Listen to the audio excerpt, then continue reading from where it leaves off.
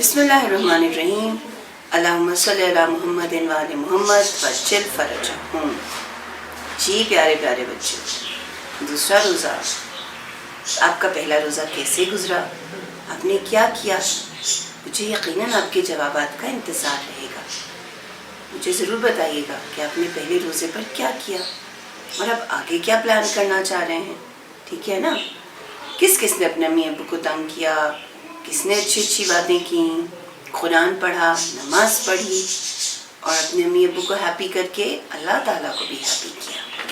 جی، تو کل ہم بات کر رہے تھے کہ ہم گناہوں سے کیسے بچیں۔ ہم گناہ کیوں کرتے ہیں؟ کیونکہ شیطان چاہتا ہے ہم گناہ کریں، اور اگر ہم شیطان کی آواز سنیں گے تو یقیناً ہم گناہ کریں گے۔ لیکن اگر ہم اللہ تعالیٰ کا میسج سنیں گے، اللہ تعالیٰ کا پیغام سنیں گے، تو پھر تو ہم گناہ نہیں کریں گے نا، ہم ایک اچھے مسلمان بنیں گے۔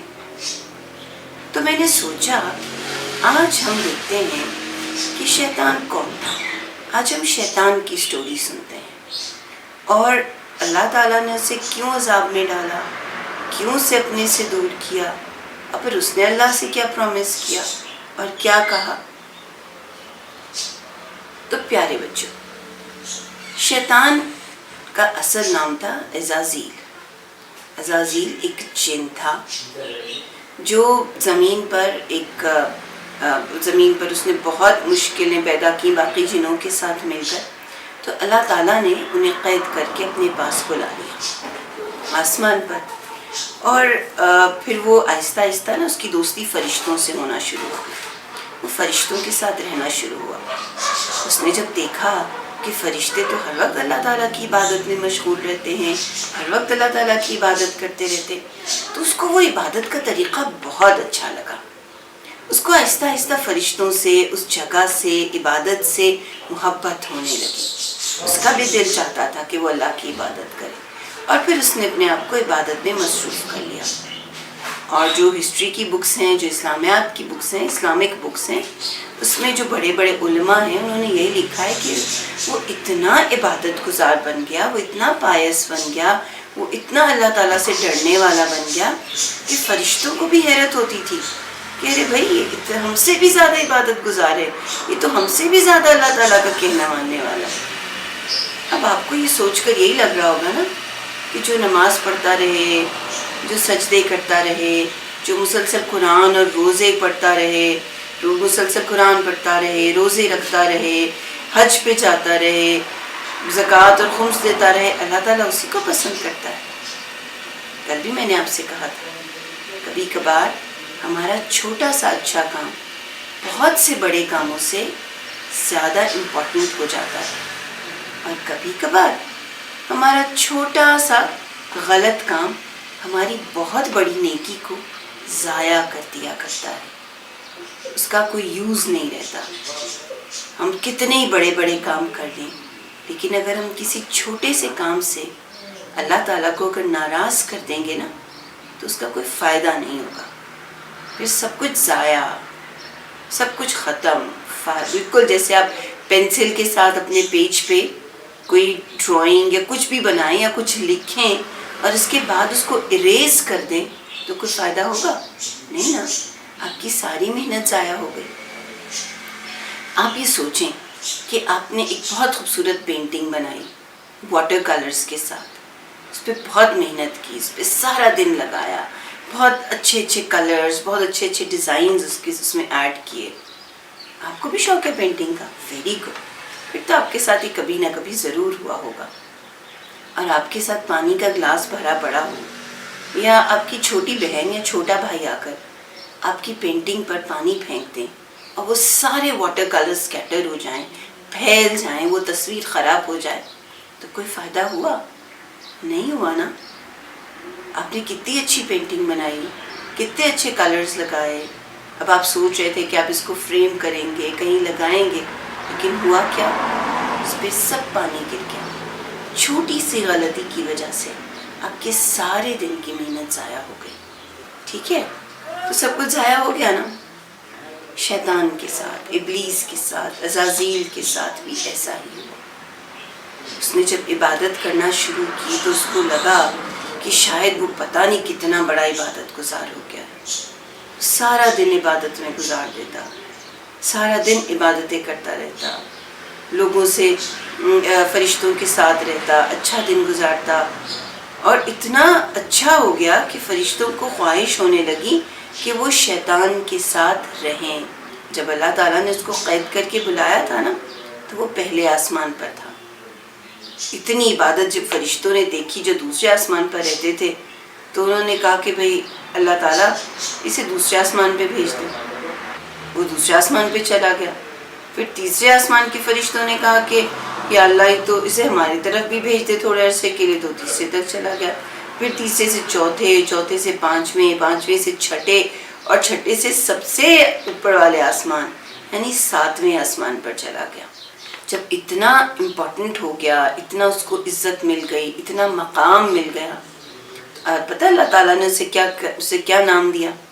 اللہ تعالیٰ نے اسے معلم ملکوت یعنی فرشتوں کا استاد، فرشتوں کا ٹیچر کہا. یعنی وہ فرشتوں کو سکھانے لگا، انہیں آداب سکھانے لگا.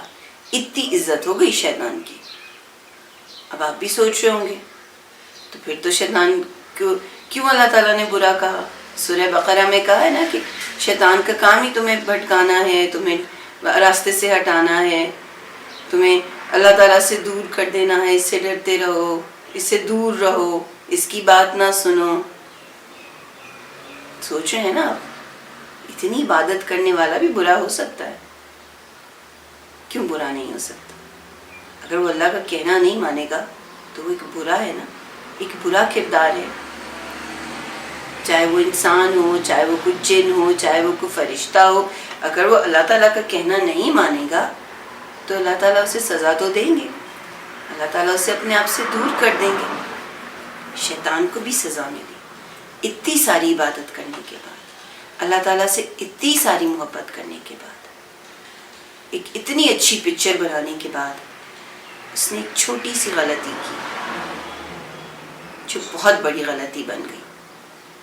جب اللہ تعالیٰ نے حضرت آدم علیہ السلام کو بنایا اور سارے فرشتوں سے کہا کہ اے فرشتوں آدم کو سجدہ کر لو، تو کسی فرشتے نے کچھ نہیں کہا. کسی نے اللہ تعالیٰ کے سامنے اللہ تعالیٰ سے یہ نہیں پوچھا کہ اللہ تعالیٰ میں سے کیوں سجدہ کروں. حضرت آدم کو تو اللہ تعالیٰ نے مٹی سے بنایا تھا، فرشتے تو لائٹ سے بنے ہیں، نور سے بنے ہیں. کسی نے سوال نہیں کیا کہ یا اللہ ہم تو کہاں، ہم لائٹ کے بنے ہوئے، نور کے بنے ہوئے، روشنی کے بنے ہوئے، اور کہاں یہ انسان ہی حضرت آدم مٹی کے بنے ہوئے. تو اللہ تعالیٰ نے ان سارے فرشتوں کو سجدہ کرنے کا کہا تو فرشتے سر بسجود ہو گئے، اللہ تعالیٰ کا حکم مان لیا. لیکن وہ جو فرشتوں کا ٹیچر تھا، جو اللہ تعالیٰ سے اتنی محبت کرتا تھا، جو اللہ تعالیٰ کی اتنی زیادہ عبادت کرتا تھا، ہر وقت تسبیح پڑھتا تھا، ہر وقت سجدے کرتا تھا، ہر وقت رکوع کرتا تھا، اس نے اللہ تعالیٰ سے کہا اللہ تعالیٰ میں تو اس کو سجدہ نہیں کروں گا. کہاں میں اتنا بڑا عبادت گزار، اور کہاں یہ. اے اللہ اب تو مجھے خلیفہ بنا سکتے تھے، اور آپ کہہ رہے ہیں کہ آدم میرا خلیفہ ہے، یہ انسان میرا خلیفہ ہے. اللہ تعالیٰ نے عزازیل سے کہا جس کا نام پھر بعد میں ابلیس اور شیطان پڑا کہ تم اس آسمانی دنیا سے نکل جاؤ، تمہاری یہی سزا ہے. کیونکہ تم نے اللہ تعالیٰ کا حکم نہیں مانا تو تمہاری ساری پرانی عبادتیں، تمہاری اللہ سے ساری محبت ضائع ہو گئی. کیونکہ اللہ تعالیٰ کی محبت یہ ہے کہ اللہ جب بھی چاہے، جب بھی آپ سے کچھ کہے، آپ نے اس کا کہنا فوراً مان لینا ہے. جو بھی اللہ تعالیٰ نے کہا، جو بھی اللہ تعالیٰ کا حکم ہے، جو بھی اس کی انسٹرکشن ہے، اسے ماننا بہت ضروری ہے.